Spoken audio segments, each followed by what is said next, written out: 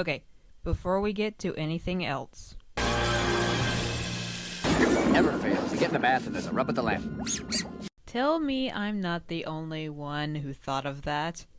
Anyway, this is Fauna Sketch, or PixarShark as you know me on YouTube, and this is my introduction to the whole analysis thing. It seems appropriate to make it now, considering the new leaps and bounds the writers are taking with My Little Pony Friendship is Magic. I'm an animation student at the moment, and really not all that hard to please. So you aren't going to find any really hard-hitting critical, it's the end of the show as we know it content. Just your general fangirling, especially when it comes to character arcs. And today we're going to talk about one of my absolute favorite characters to come out of this show. Discord has made his definitive mark on the fandom, no shortage of credit to his voice actor John Delancey. And as soon as we heard that he was returning as a reoccurring character in Season 4, we all got excited. Or nervous-sided was probably the term for a lot of people. I'm going to be talking mainly about his new development as a character from what we've seen in the Season 4 premiere, but I'll also first be touching a bit on the more technical stuff with his new and improved animation. Because, well, I'm an animator. And being at the Savannah College of Art and Design is how I was actually introduced to Friendship is Magic. I'll add an annotation right about here to anyone who would rather just hear my character analysis. So let's get started. By the way, spoilers ahead. Obviously. The animation. It looks great. I'm probably a total geek for saying this, but Discord's got some awesome new puppet assets for the season. For those who don't know what the hey I'm talking about, puppet animation in Flash requires extensive asset building. That's basically taking certain features like a hand, foot, ears, and all parts of the face that move to create an expression, and making a library of every single pose that an animator would possibly need to animate that body part.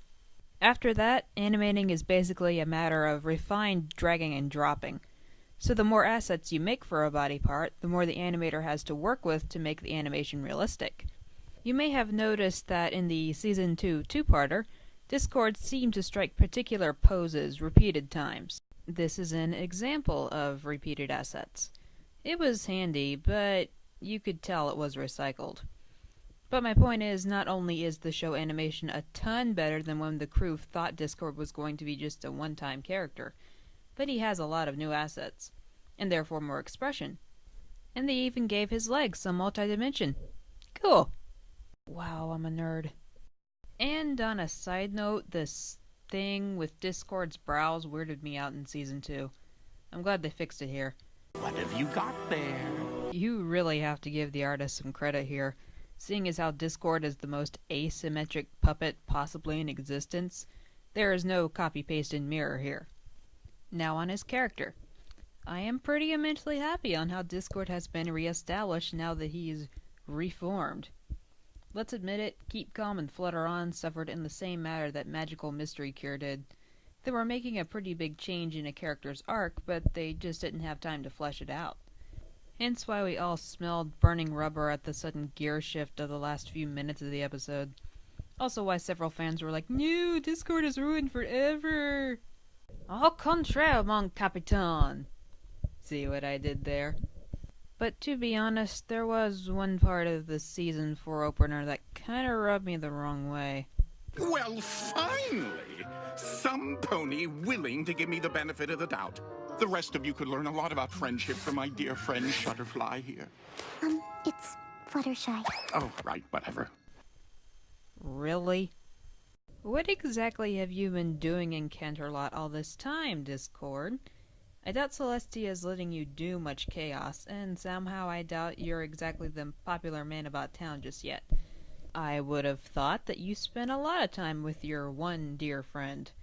Heck, you're in her window in the new intro. But now you were saying you forgot her name? Well, I guess he hasn't had to exercise social manners in 1,000 years. Aside from that, though, the new Discord is pretty well done. I personally would have liked to have seen him a little bit sweeter, as I've always been a fan of the hard-shell guys that actually have a nougaty soft center, but this was probably for the better since it was Discord's first appearance since he was supposedly reformed. And rightfully so, he is still a pretty big jerk. Especially in this scene. You thought your beloved mentor and teacher was dead, and you cried like a little baby.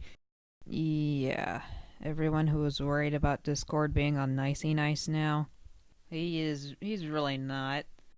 And as he is new to the whole friendship thing, it is pretty realistic to see the embodiment of chaos still delighting in trolling and having some deep-rooted trust issues with the girls. And just being like, yeah, I could help you, but maybe I don't want to.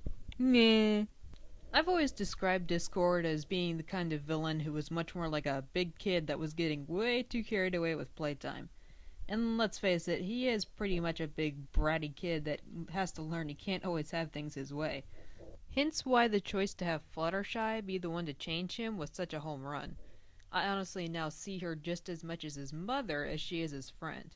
There were a couple of scenes in Keep Calm and Flutter On that showed this behavior and Discord responding accordingly to it. This is Applejack's home, and it's being destroyed by innocent creatures who would never be acting this way if it weren't for your reckless behavior. You need to fix this. And this scene in the Season 4 opener further confirmed that relationship for me. And if you want to remain friends, you'll stop thinking whatever it is you're thinking and help us clean up. He is literally downsized when Fluttershy scolds him. We know and he knows she's got him wrapped around her hoof. As I mentioned before, I would eventually like to see Discord just a little softer than he is now. And maybe he's on the road to softening up. But it's kinda nice to see his arc slowing down a bit. When we first saw the premiere, one couldn't really tell at first where Discord was going with this whole scene where he was taunting Twilight on abandoning her friends in the forest. And we were never given a clear-cut answer to that. I think he was genuinely trying to help in the end, especially given this brief little scene thrown in by the writers. The great thing about it was that the only way he could help out was by getting under Twilight's skin. Which, makes sense for the embodiment of chaos. Though let's be honest, he probably also chased her off in order to enjoy his chaos that was 1,000 years overdue. I would. So, what can we expect from Discord in the future of this season? Well, according to sources, he's expected to show up in a few more episodes this season. I would personally like to see an episode along the same vein of Luna Eclipsed, where Discord is having to kind of reintroduce himself into society and struggles with it. From a writer's standpoint, though, this wouldn't make much sense.